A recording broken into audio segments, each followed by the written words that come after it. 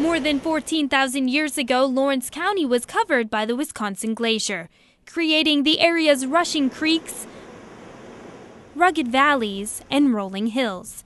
The Native Americans roamed the lands as early as 8,000 BC.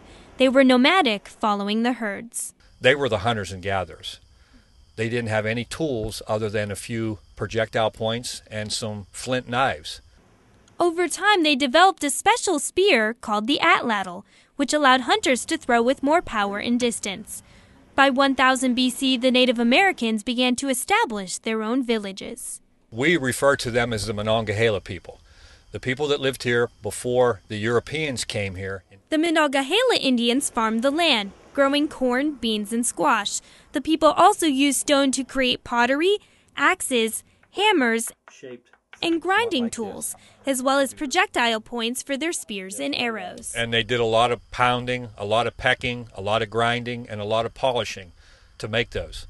And the hours they put into those things must have been tremendous. The Native Americans also built large mounds in the earth for burial and ceremonial purposes.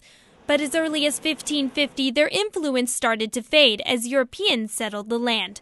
100 years later, the Monongahela people disappeared. Many speculate because of disease brought here by the Europeans. However, another tribe called the Delaware Indians moved into Lawrence County from the east. Legend has it here at Slippery Rock Creek that a group of Native Americans were chasing after a European settler. And when they came to the water, they attempted to cross, but instead they slipped on rocks like these. Chasing after the European lifestyle would later lead to the Native Americans' demise. Newcastle was called the Kuskusky Villages. There were 3 main villages in the Kuskusky Villages, and it was a hub.